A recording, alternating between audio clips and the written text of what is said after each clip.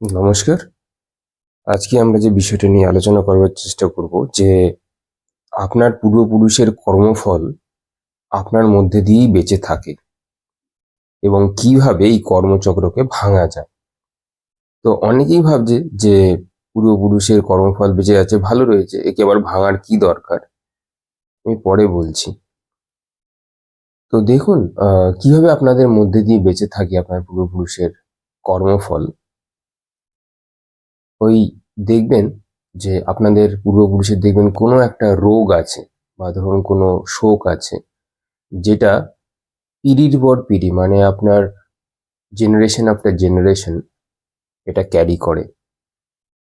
এরকমও হতে পারে, দেখতে পাবেন যে কারো কারো জীবনে জেনারেশনাল কার্স থাকে, মানে জেনারেশনাল অভিশাপও থাকে। তো ফলে কি হয়, পরের যে প্রজন্ম আসে এরা ঠিক বুঝতে পারে না যে আমার সাথে কি হচ্ছে, অথচ তারা তাদের অত্যন্ত খারাপ দৈনন্দিন দশার মধ্যে দিয়ে তাদেরকে যেতে হয়।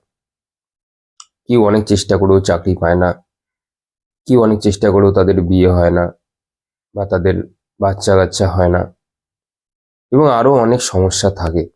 এগুলোকে জেনারেশনাল কার্স বলা যেতে পারে। প্লাস রোগও আছে, মানে কিছু রোগ শোকও আছে যেগুলো দেখবেন বাবার হয়েছে, ছেলের হয়েছে, আবার দেখবেন আপনার পূর্বপুরুষের ছিল, দাদুর ছিল, সেটা আবার নাতির মধ্যে এসেছে। তো এগুলো দেখবেন। আরো কিছু আছে পূর্বপুরুষের কর্মফল আপনি দেখতে পাবেন।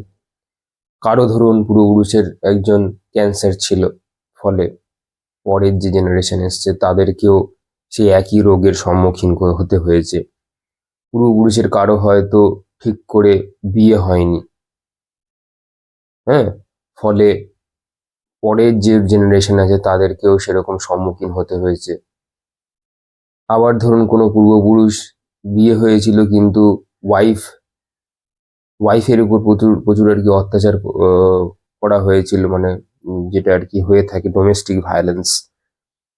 ফলে পরের যে জেনারেশন আসছে আপনি দেখতে পাবেন তাদের তারা যদি কোনো সময় কোষ্ঠী বিচার করেন, দেখবেন যে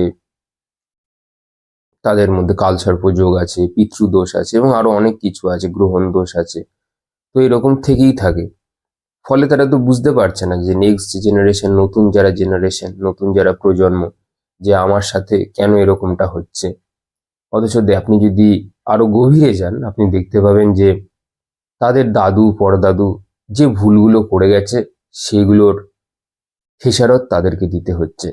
কিন্তু বাচ্চাগুলো জানলোই না যে কেন তার সাথে এরকম হচ্ছে। তারা খালি ভাবে আমাদেরই কর্মফল। কিন্তু ব্যাপারটা আসলে তা নয়। হয়তো অনেক সময় দেখা যায় যে সেই বাড়ির লোকটি মরে গিয়ে আবার ফিরে এসেছে। তো তার করে যাওয়ার যে বাজে কর্মগুলো বা খারাপ কর্মগুলো সেগুলোকে বহন করতে হচ্ছে এই জন্মে এসে। কিন্তু তার তো আর আহ, মানে মনে নেই কিছু, যে সে কি করে এসেছে। সে তো ভাবছে আমি তো কিছুই জানি না, কেন এরকম হচ্ছে।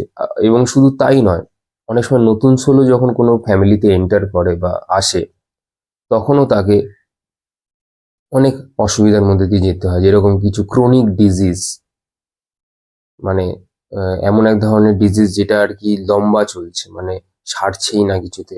বহু বছর হয়ে গেল তাও সেরকম কোনো রিকভারি হচ্ছে না। এগুলো সবই ওই কর্মেরই ধাঁচের মধ্যে পড়ে। হয়তো তার মায়ের ছিল, কিংবা তার হয়তো কোনো পূর্বপুরুষের ছিল, সে হয়তো জানেই না। তো এরকম হতে পারে। এইবার কথা হচ্ছে যে এই যে পূর্বপুরুষের যে কর্মফলগুলো আসছে, শুধু কি খারাপই আসে? না, শুধু খারাপ কিন্তু আসে না, আপনার ভালোও আসে। কারো কেউ হয়তো আপনি দেখবেন নতুন প্রজন্মে কিছু আছে, তারা হয়তো কোনো কাজবাজই করে না, কিন্তু তাদের অঢেল সম্পত্তি এবং বৈভব রয়েছে তাদের জীবন ধারণ করবার জন্য। এগুলো সবই আপনার পূর্বপুরুষের আশীর্বাদ এবং করে আসা ভালো কর্মের ফলগুলো তারাও পায়।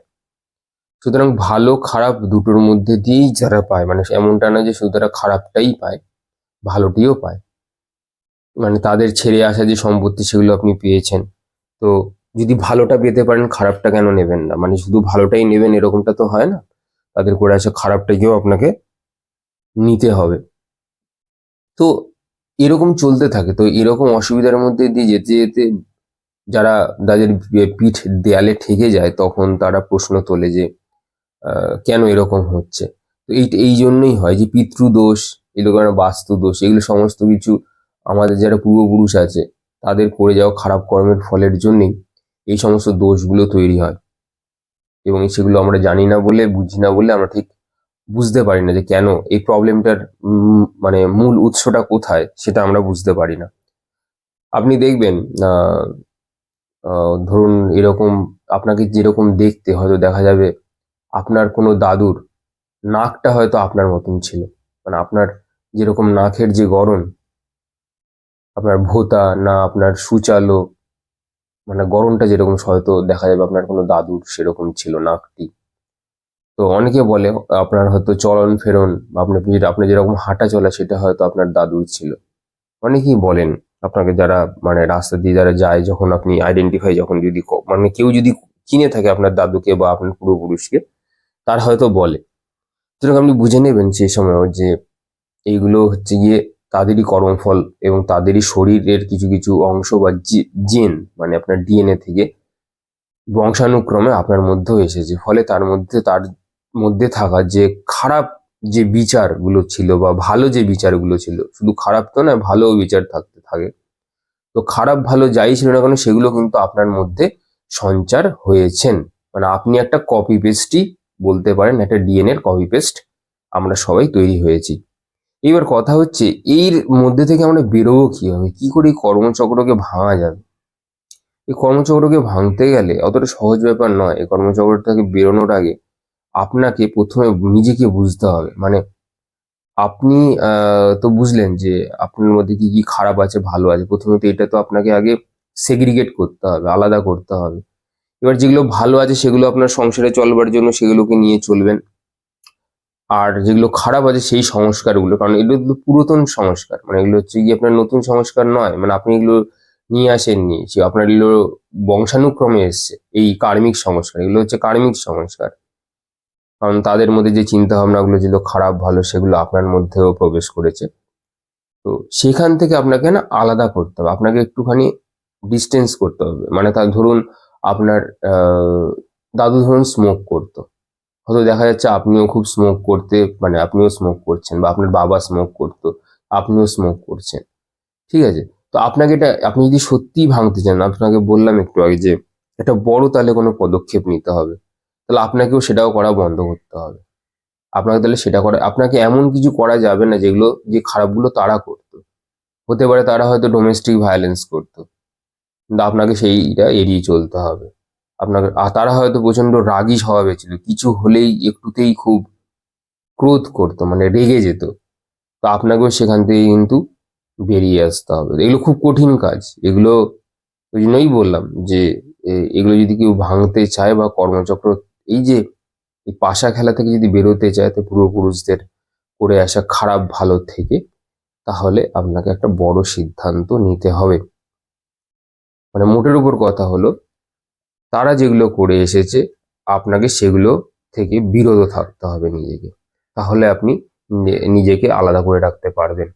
আর তাদের মধ্যে যদি কোনো ভালো অভ্যাস থেকে থাকে, মানে এরকম অনেক পূর্বপুরুষ আছে যারা ধ্যান, মেডিটেশন, জব, তারপরে হচ্ছে ভালো জিনিস কিছু শোনা, যারা গীতা টীতা পাঠ করে, তো ভালো কিছু শ্রবণ, ভালো কিছু দেখা, এগুলোর অভ্যাস যদি তাদের মধ্যে থেকে থাকতো, মানে আপনার পূর্বপুরুষদের, তাহলে সেগুলোকে কন্টিনিউ করবেন। এগুলো ভালো, এগুলো যে যে ভালো জিনিসগুলো আপনাকে উপরে তুলবে নিয়ে। আর যদি তার সাথে কোনো খারাপ জিনিস থাকে সেগুলোকে আপনাকে নেগেট করতে হবে। এই হচ্ছে গিয়ে মোদ্দা কথা। ফলে আপনি কিছুটা, কারণ প্রারব্ধ কর্ম তো একভাবে হয় না। এগুলো জেনারেশনাল যে কার্স গুলো আছে, যেগুলোর মধ্যে অনেকে দেখবেন বলে হয় যে কোনো কিছুই করছে কিন্তু উন্নতি হচ্ছে না, এই যে পিতৃদোষ, এগুলো থেকেই আসে। তাদের কোনো খারাপ সংস্কার আপনার এবং আমার মধ্যে রয়ে গেছে, ফলে আমরা পিতৃদোষ থেকে নিজেকে কাটিয়ে উঠতে পারছি না। তো এইগুলো একমাত্র স্পিরিচুয়ালিটি দিয়েই সম্ভব। এবং তার থেকেও বড় কথা হচ্ছে গিয়ে আপনার মধ্যে কি খারাপ আছে ভালো আছে, আগে এইটাকে আইডেন্টিফাই করতে হবে, আপনাকেই হবে। আপনি ছাড়া এটা আর কেউ করতে পারবে না। তো এটা করার পরে যদি আপনি যে জিনিসগুলো আপনাকে বললাম এগুলো যদি করেন, তাহলে আপনি এই পুরাতন কর্মসংস্কারটাকে আপনি অচিরেই নষ্ট করতে পারবেন। আশা করি আপনাকে আমি বোঝাতে পেরেছি আপনাদেরকে একটা ছোট্ট আহ, আপনার কথার মাধ্যমে। আশা করি আপনারা সবাই ভালো থাকবেন এবং সবার উন্নতি প্রার্থনা করি, এবং আপনারা সবাই চেষ্টা করুন যাতে নিজেদের সংস্কারটিকে আরো ভালো করা যায়। ভালো থাকবেন। ধন্যবাদ।